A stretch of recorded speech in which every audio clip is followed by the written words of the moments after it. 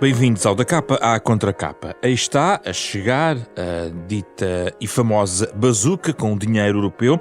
Vão chegar milhões dos fundos europeus. Se juntarmos o Plano de Recuperação e Resiliência e o Quadro Financeiro Plurianual, serão mais de 45 mil milhões de euros a fundo perdido até ao final da década. Mas vale a pena perguntar, com as lições do passado, como gastar este dinheiro no futuro. Com este programa queremos analisar o uso que Portugal deu até agora aos fundos europeus, debatendo as opções a tomar com o dinheiro que vai chegar. No fundo, respondendo à pergunta como aplicar melhor os milhões dos fundos europeus. Um programa com base também num documentário que a Fundação Francisco Manuel dos Santos emite com a RTP sobre esta matéria, sobre a aplicação dos fundos europeus. E os nossos convidados são Fernando Alexandre, consultor de Economia da Fundação Francisco Manuel dos Santos, professor associado da Universidade do Minho, e José Tavares, professor da Nova School of Business and Economics, um dos coordenadores de um estudo já de final de 2017, publicado pela Fundação Francisco Manuel dos Santos, o impacto económico dos fundos europeus, e também autor do livro A Europa não é um país estrangeiro, também da coleção da Fundação Francisco Manuel dos Santos.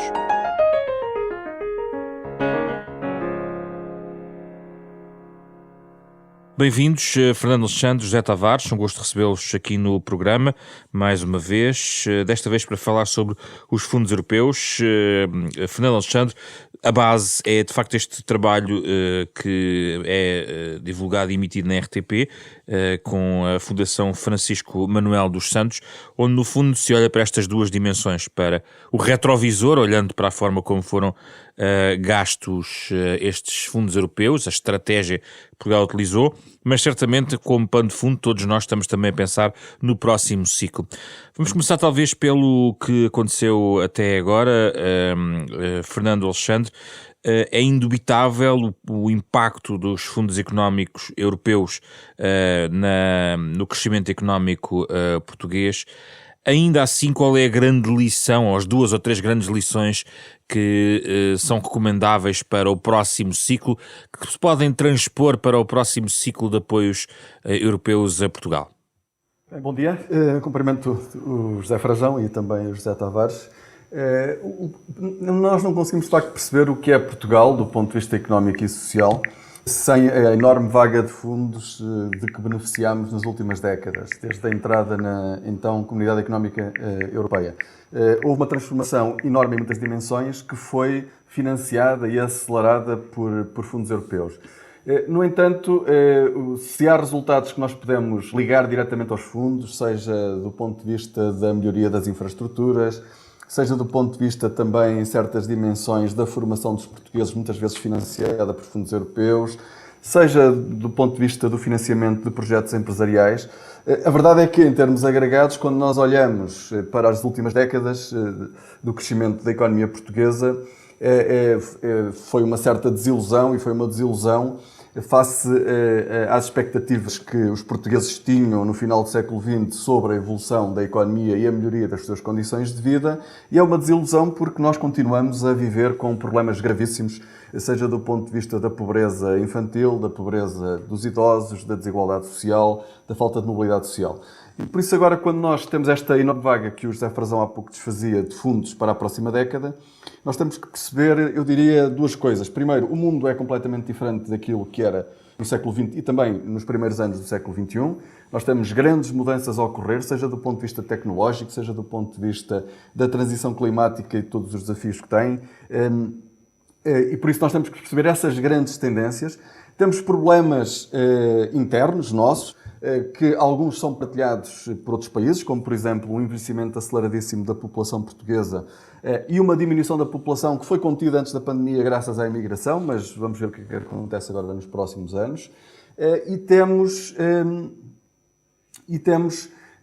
um conjunto de desafios que têm a ver com a que é o estado que a nossa economia neste momento tem, ou seja, qual é o estado da economia portuguesa e aquilo que nós, face a essas grandes mudanças e aos desafios que temos internos, como é que nós vamos construir uma economia que responda a esses desafios sociais, por um lado nacionais, ou seja, a nossa economia tem que dar uma resposta àquilo que são as necessidades das pessoas e também como é que nós conseguimos ter uma economia que contribui para a resolução de grandes desafios globais, como eu referi há pouco, por exemplo, da transição climática.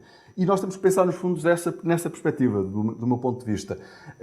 E por isso, Portugal hoje é um país muito diferente daquilo que era no início da entrada da União Europeia. Hoje somos um país do ponto de vista das infraestruturas, do ponto de vista da qualificação dos jovens, também muito próximo dos níveis de desenvolvimento dos países mais desenvolvidos, e por isso, mais do que a quantidade, aquilo que nós precisamos hoje é de um cuidado muito grande na qualidade de muitas dimensões, seja das infraestruturas, isto é, nós continuamos a precisar de infraestruturas, mas não é construir quilómetros e quilómetros de autoestrada, se calhar são pequenas ligações que faltam. Sim. Temos que pensar nas infraestruturas do ponto de vista como é que elas nos ligam ao mundo e não apenas como é que elas ligam o território nacional. E do ponto de vista das qualificações é a mesma coisa, ou seja, nós temos que olhar para as qualificações pensando como é que face ao nosso tecido económico e à forma como ele se vai posicionar para responder aos tais grandes desafios societais, as qualificações que nós damos aos portugueses não é só mais anos de escolaridade, escolaridade com... Muito bem. Sim, já vamos detalhar alguns desses tópicos, né, ao longo do programa. José Tavares, a mesma pergunta de base, no fundo, e eu estive a rever algumas das conclusões desse estudo de 2017, que no fundo também estava muito ligado ao impacto nos municípios, digamos assim, dos fundos europeus, mas eu lembro-me que na altura uma das recomendações, até de política pública que deixavam, dizia respeito à incorporação nas políticas públicas de forma inteligente de todos estes fundos europeus. Parece-lhe que essa inteligência tem marcado a utilização portuguesa dos fundos europeus? Bom dia e obrigado pelo convite. Eu acho que a inteligência em termos de políticas públicas talvez possa ser traduzida por boas instituições. A inteligência a nível individual tem o seu correlato na iniciativa pública com boas instituições.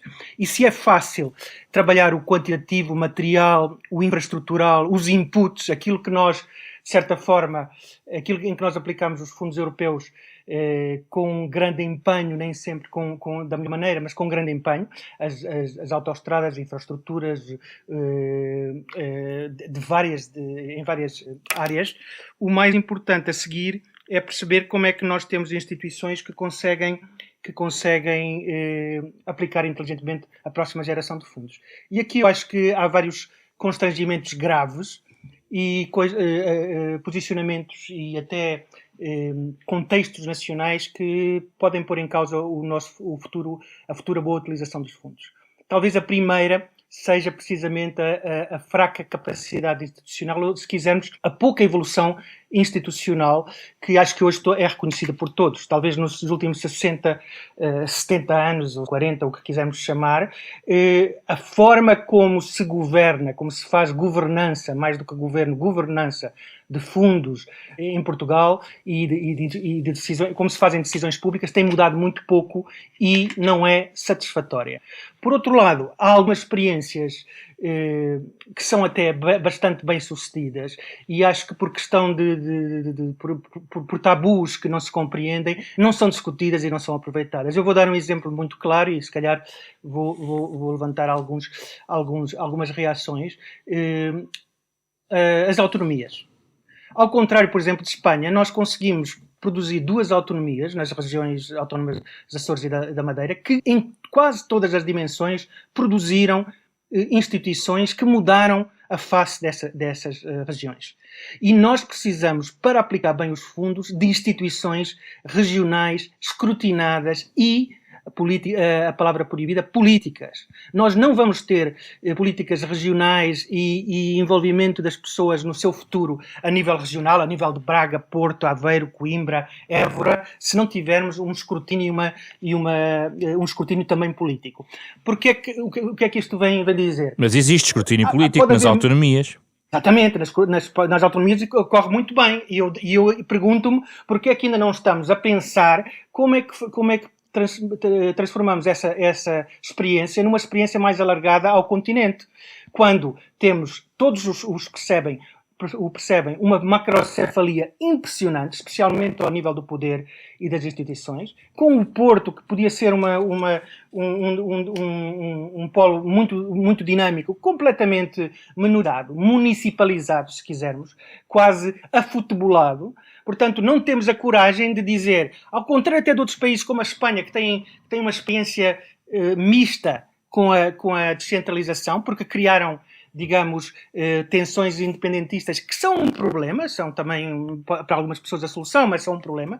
Nós conseguimos boas instituições ao nível das autonomias. Mas está a sugerir, por exemplo, um uso diferente das estruturas já existentes, sim, como as CCDR, ou a criação de novas instâncias, e aí remete-nos para o debate sempre eterno da regionalização? O que eu acho é que as CCDR são ótimas instâncias técnicas em muitos aspectos. Quem acha que nós vamos gerir bem fundos públicos apenas critérios técnicos está completamente enganado, porque as pessoas têm que estar envolvidas, têm que votar, têm que poder ser enganadas e disciplinar o poder político. Só dessa forma é que as regiões se alcançam uma coerência estratégica que faça sentido. José Tavares, já voltamos a outros argumentos. Já percebi que tem vários outros argumentos que nos podem, no fundo, trazer mais tópicos para a nossa conversa, mas vamos parar aqui na questão deste argumento trazido de José Tavares, tem a ver com a aplicação no território destes fundos. Fernando Alexandre, vai em linha com o que defende? Vou, aliás, eu tenho trabalhos que mostram precisamente aquilo que o José Tavares está a dizer. Há, de facto, uma distância muito grande, ou seja, Portugal é um dos países mais centralizados. Não é um país muito grande, mas a verdade é que há uma distância muito grande daquilo que são as decisões tomadas em Lisboa pelo Governo. Ou seja, para termos uma ideia, cerca de quase 90% do orçamento daquilo que são os gastos públicos são decididos em Lisboa. E há muito pouca, ou seja, os municípios, que é a única entidade política descentralizada no continente, não têm instrumentos para poder responder a muitos dos desafios e a muitas das necessidades dos territórios. E do ponto de vista do Governo Central, há uma enorme distância dos territórios e não há nem a sensibilidade para perceber as necessidades do território, nem a flexibilidade e a rapidez para responder a essas necessidades. E essa falta de rapidez, essa lentidão na decisão, num mundo que é cada vez mais rápido, nomeadamente, por exemplo, para a fixação de investimento direto estrangeiro, pode ser de facto um fator que pode prejudicar muito a competitividade da economia portuguesa. Só para ter uma ideia, eu fiz agora uma avaliação dos fundos europeus para a Comissão Europeia, uma avaliação da aplicação de fundos europeus a empresas, e mesmo ao nível dos fundos que vão para as empresas, embora eles fiquem concentrados, cerca de 50% ficam na região norte, eles são decididos em Lisboa, pelo Compete. Ou seja, não é uma decisão, eles são aplicados regionalmente, mas por uma entidade que é centralizada. Eu não vou mas isso não vai mudar já no próximo quadro, não é? Até ao final da década. Até ao final da década eu acho que é possível mudar para o próximo quadro. Pelo menos, aliás, o Presidente da República acho que tem anunciado, e o próprio Primeiro-Ministro, como um objetivo para os próximos anos. O Presidente da República é contra a regionalização. Não. Ele era nos anos 90. As últimas declarações dele vão no sentido, ele afirmou a regionalização até como uma prioridade. E estou à vontade porque isso foi até numa conversa onde eu estava. E ele disse isso também publicamente já. E por isso, ele neste momento tem uma posição diferente porque de facto o país mudou muito. Quer dizer, nós não podemos estar a guerra. Vamos lá uma coisa, até o final dos anos 90, mesmo do ponto de vista daquilo que estava a ser feito, que eram grandes infraestruturas nacionais, havia um nível de centralização que se calhar funcionava e entregava resultados. Neste momento, para estas dimensões mais de qualidade, mais imateriais, mais institucionais que o José estava a falar, as decisões a nível central não fazem sentido. Elas não fazem sentido, elas são ineficientes, geram um enorme desperdício de recursos e não respondem às necessidades. E isso é um fator que vai prejudicar a competitividade da economia portuguesa. Eu, no caso do PRR, confesso que grande parte da aplicação ser decidida a nível central, dado que há uma urgência para aplicar até 2023, eu posso compreender, desde que isso depois seja feito, nomeadamente em algumas dimensões do PRR, com uma forte articulação com os atores locais, com os CCDRs e com as autarquias. Mas, para o Portugal 2030, isso não faz sentido. Eu espero que isso não aconteça, porque, como eu estava a dizer, mesmo para os fundos das empresas, vejam uma coisa, que capacidade é que tem uma instituição em Lisboa de estar a avaliar as vantagens competitivas de uma região como o Alto Minho? Não tem, a maior parte das vezes não tem. Por exemplo, nós fazemos coisas na região norte que até há muito pouco tempo, quando eu falava com algumas pessoas em Lisboa, elas já existiam e eles pensavam que não era possível vir a fazer. Eu tentava explicar, não, isto já existe, isto não é uma coisa que vai acontecer, isto já existe. E as pessoas não tinham sequer noção do que é que existe. O país é pequeno, mas de facto é preciso uma proximidade, uma sensibilidade, um conhecimento da realidade que na maior parte dos casos não existe. E eu penso que há muitas formas de fazer isto. A parte da dimensão política, como o José Tavares falava, é importante, mas há passos que podem ser dados. Eu já fiz esta sugestão mais do que uma vez, seja em instituições como a ICEP, seja em instituições como a Compete, eles deviam ter na sua representação orgânica as regiões, porque eles estão a decidir fundos para as regiões todas e não é alguém que está em Lisboa. Ou seja, as regiões têm que ser ouvidas. É fácil constituir na AICEP um conselho para as regiões e quando surge um grande investimento, as diferentes regiões põem em cima da mesa quais são as vantagens, os fatores de competitividade que têm. E não é uma entidade em Lisboa que vai decidir para que região é que vai um grande investimento. Não faz José sentido. Tavares, Isso é totalmente anacrónico. José Tavares, pedindo também mais contributos, percebo que tem mais notas em relação a estes e outros pontos em relação à aplicação dos fundos europeus. Eu gostava de perguntar se essa sua preocupação em relação à governança e também, no fundo, ao enquadramento das instituições que, no fundo, gerem os fundos europeus, se estende à questão da transparência, tendo em conta, por exemplo, as garantias que têm sido multiplicadas e também há algumas reservas que vão a elas associadas em relação à transparência na gestão e o controle dos fundos europeus. Inclui esta dimensão também nessa necessidade de reformular a governança dos fundos europeus em Portugal? Eu acho que a transparência é um dos aspectos em que nós temos que batalhar constantemente e nunca será batalhar em vão. Agora, a transparência não se decreta.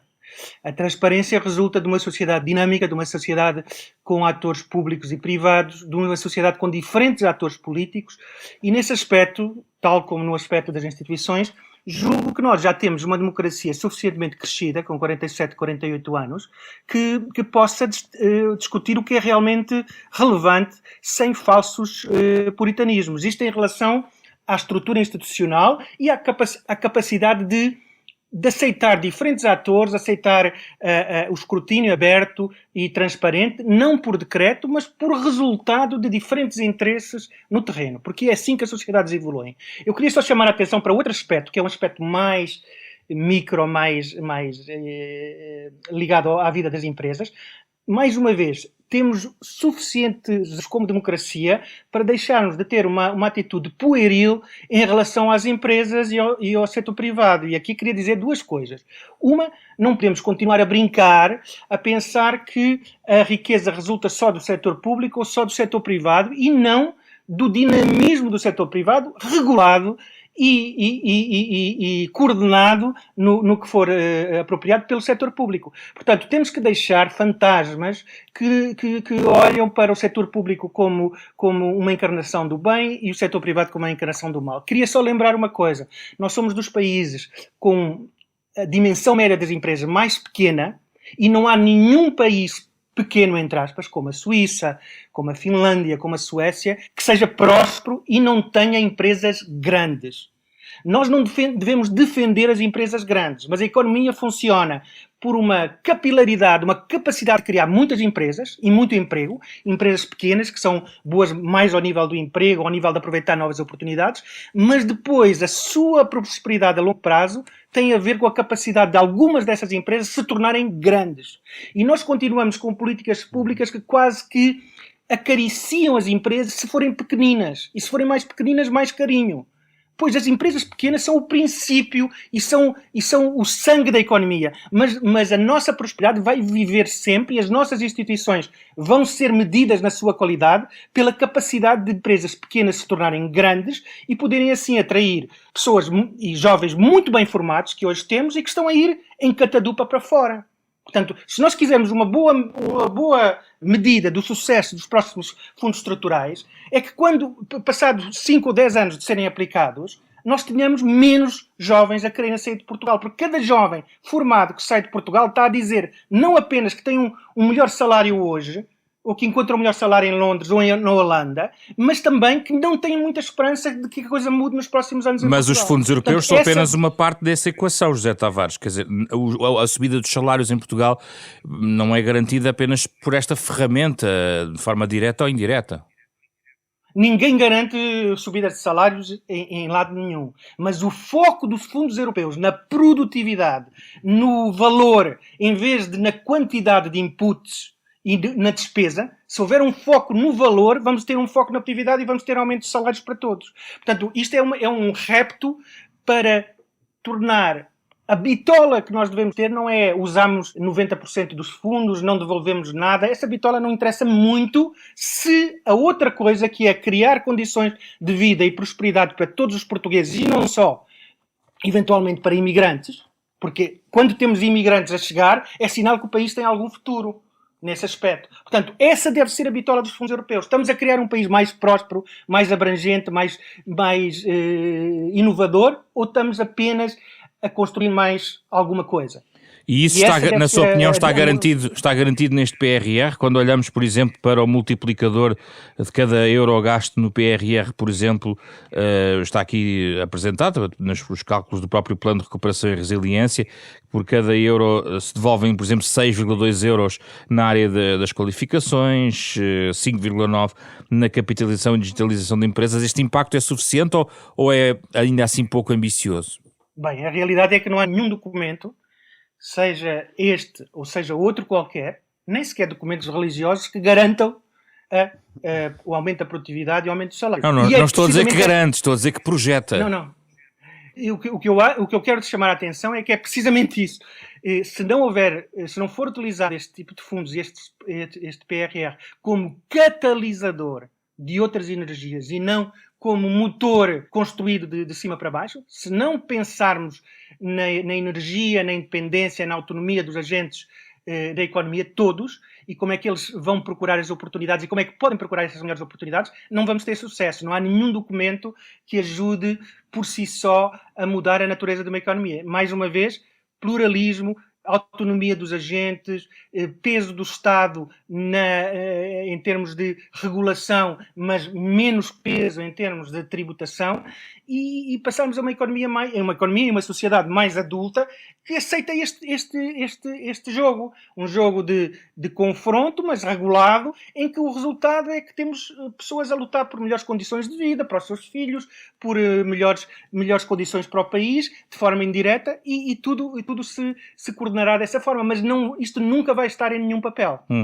Fernando Alexandre, isto no fundo cruza-se com uma estratégia de médio e longo prazo de políticas públicas, o que o país quer para si próprio. No fundo é isto que estamos aqui a falar e tudo deve estar interligado. Mas o que vemos muitas vezes são divergências sobre esses rumos, até do ponto de vista político. Isso não põe em causa o esforço estratégico que deve estar associado aos fundos europeus? Eu, para já, gostava de saudar a apologia que o José Tavares fez aqui da democracia e da economia de mercado. Ele tem textos muito importantes sobre isso e gostei muito de ouvir isso, e de facto nós precisamos deste discurso em Portugal. Em Portugal e hoje no mundo em geral, porque a democracia parece que não é um sistema consensual, nem de longe nem de perto. Em relação a uma estratégia para o país, nós vamos ter aqui visões diferentes, isto faz parte também do funcionamento da democracia. Agora, temos que ter visões que são, já não sei exatamente qual foi a palavra que o José Tavares usou, mas que se inserem naquilo que é o mundo atual, o mundo global, não é? Ou seja, percebemos aquilo que está a acontecer e não nos fechamos sobre nós próprios a ideias completamente anacrónicas, que muitas vezes nem são do século XX, são do século XIX. E por isso, nós temos que perceber aquilo que está a acontecer, como eu dizia há pouco, seja do ponto de vista da transição climática, como é que isso vai afetar o nosso país, do ponto de vista tecnológico, nós vamos ter um efeito avassalador da tecnologia no mercado de trabalho e na organização das nossas sociedades. E a competitividade das empresas e aquilo que depois é o resultado em termos de salários dos trabalhadores vai depender disso, vai depender do modelo de desenvolvimento que nós vamos adotar.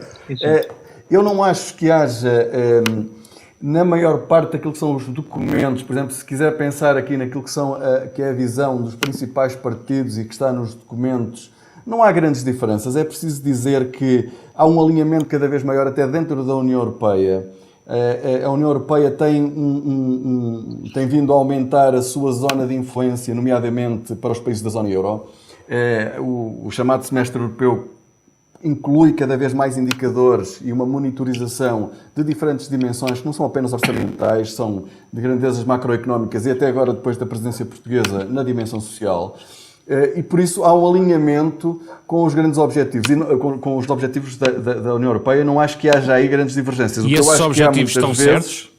Os objetivos vão no bom sentido. Agora, a Europa, face a estas grandes mudanças que estão a acontecer, nomeadamente à grande concorrência da China e a um modelo político muito diferente e da forma como procura influenciar os grandes acontecimentos internacionais e a própria vida das pessoas, aquela que é a posição da Europa neste novo mundo e em dimensões como, por exemplo, a questão da soberania tecnológica da Europa, a questão da soberania industrial, parece-me que vão no sentido certo. Nós estamos aqui a falar de fundos europeus e de apoios a empresas e de políticas que vão no sentido de fortalecer determinados setores ou determinadas áreas. É preciso dizer que este tipo de políticas, que nós chamamos as políticas industriais, são comuns no mundo todo. Não é só a China que apoia as suas empresas, os Estados Unidos também apoia. E por isso, o que nós temos de ter é aqui um modelo que se calhar que é diferente, no sentido em que a Europa é um somatório de países, não é um país, e ainda bem, eu gosto desta diversidade, e a questão é como é que nós de facto vamos dentro da Europa, entre políticas que são comuns e que são importantes para a Europa como um todo ganhar posição no mundo, ao mesmo tempo vamos poder ter os diferentes países, entre os quais se conta Portugal, a ter um modelo de desenvolvimento que encaixa nesses grandes objetivos da Europa, mas que nós conseguimos, e Portugal tem os seus desafios específicos e tem a sua estrutura produtiva muito própria, como é que nós conseguimos fazer essa transformação da nossa economia? Porque como é que Portugal tem, de facto, grandes desafios. Como é que vê esta questão que o José Tavares articulava sobre PMEs e grandes empresas, conhecendo nós o tecido empresarial português? Era aí que eu ia chegar, ou seja, de facto nós precisamos de ter empresas maiores. Eu costumo dizer, em Portugal há um discurso que tem colocado um enfoque muito grande em fusões e aquisições. Eu acho que o que é mais importante é, de facto, que haja condições para as empresas, para primeiro tenhamos muitas empresas a entrar no mercado, e isso temos, ou seja, Portugal tem uma grande criação de empresas, mas depois nós precisamos de empresas que entram no mercado, mas entram no mercado numa perspectiva de ganhar mercado, ou seja, de crescer, de inovar e de introduzir maior concorrência, porque isso é essencial, ou seja, nós temos de ter empresas inovadoras, nós não podemos pensar que o futuro da economia portuguesa está nas empresas que existem. Não, o futuro da economia portuguesa está nas empresas que estão a ser criadas agora e nas que vão ser criadas no futuro. E o que nós temos de ter é, de facto, o enquadramento institucional, seja do ponto de vista da concorrência, seja do ponto de vista dos obstáculos administrativos, seja do ponto de vista das infraestruturas, seja do ponto de vista do acesso a qualificações, que permita a essas empresas crescer em condições de concorrência com os seus grandes concorrentes internacionais